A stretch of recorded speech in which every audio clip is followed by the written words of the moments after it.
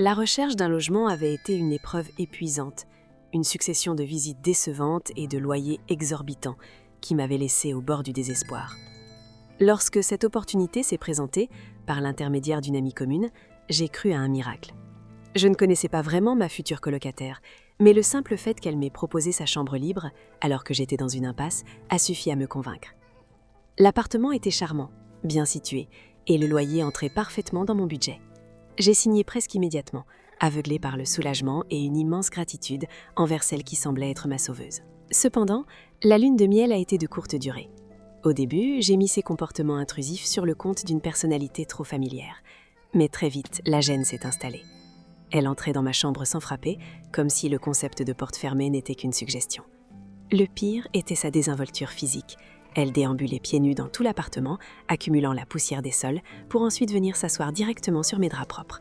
Elle se servait dans mes placards, mangeait mes collations sans demander. J'ai tenté l'humour, lançant des remarques légères sur mon besoin d'hygiène ou de sommeil, espérant qu'elle saisirait l'allusion. Mais à chaque fois, elle riait, balayait mes propos d'un revers de main et continuait comme si de rien n'était, transformant ma gratitude initiale en une irritation sourde et constante. Au fil des semaines, l'irritation a laissé place à une anxiété palpable. L'appartement, censé être mon refuge après de longues journées de travail, devenait un terrain miné. Pour préserver un semblant d'intimité, j'ai commencé à verrouiller ma porte à chaque fois que je quittais les lieux.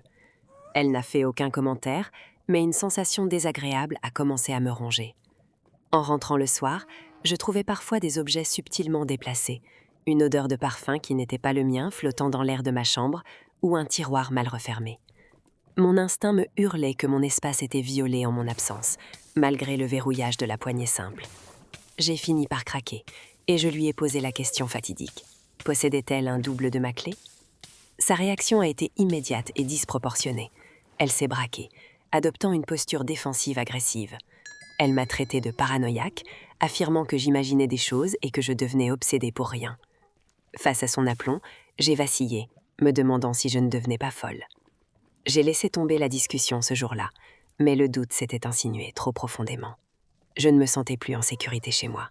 Je savais, au fond de moi, que mes soupçons étaient fondés et que ces dénégations n'étaient qu'une façade pour masquer son manque total de respect pour mes frontières. La situation a atteint son point de rupture quelques semaines plus tard. Profitant d'une soirée où elle était sortie avec des amis, j'ai fait appel à un ami serrurier. Voir l'ancien barillet tomber a été une libération physique. J'installais enfin une barrière réelle entre mon intimité et son indiscrétion. Je voulais simplement pouvoir dormir et travailler sans craindre une intrusion. Cependant, la réaction ne s'est pas fait attendre. Quelques jours plus tard, alors que j'étais au bureau, mon téléphone s'est mis à vibrer frénétiquement. C'était elle. Des messages incendiaires défilaient sur mon écran, m'accusant d'avoir changé la serrure sans sa permission, hurlant au manque de respect et prétendant que le personnel de l'immeuble l'avait interrogée à ce sujet. L'ironie de la situation était flagrante. Comment pouvait-elle savoir que la serrure avait changé si elle n'avait pas essayé d'entrer dans ma chambre en mon absence ? À mon retour le soir même, l'affrontement a été inévitable. Elle m'attendait, furieuse, et s'est mise à crier dès que j'ai franchi le seuil.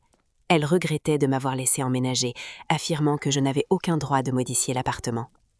J'ai gardé mon calme, lui expliquant fermement que c'était ma chambre et que j'avais agi pour ma sécurité. Elle a alors abattu sa dernière carte, déclarant triomphalement qu'elle avait parlé à la direction et que j'allais devoir partir. Ces menaces résonnaient dans le salon, mais au lieu de m'effrayer, elles ont renforcé ma détermination. Le lendemain matin, refusant de me laisser intimider, je me suis rendue directement au bureau de gestion de l'immeuble. J'appréhendais cette rencontre, craignant d'avoir enfreint une règle obscure du bail. Mais la réalité était tout autre.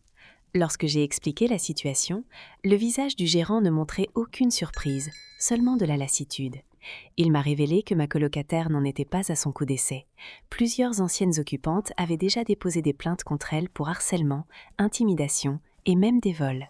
Non seulement j'étais parfaitement dans mon droit de changer la serrure de ma chambre privée, mais ces menaces d'expulsion étaient totalement infondées. Fort de cette information, j'ai officiellement déposé une plainte contre elle ce jour-là. La direction a réagi immédiatement en lui envoyant un avertissement formel. Depuis, la dynamique dans l'appartement a radicalement changé. Elle ne m'adresse plus la parole, se contentant de m'ignorer royalement. L'atmosphère est lourde, glaciale, chargée d'une tension silencieuse à chaque fois que nous nous croisons dans le couloir. Pourtant, paradoxalement, je ne me suis jamais sentie aussi sereine. Je garde cet appartement pour son prix et son emplacement idéal, mais surtout, je savoure ma victoire. Mes frontières sont désormais tangibles, protégées par une serrure qu'elle ne peut plus ouvrir, et je peux enfin dormir sur mes deux oreilles.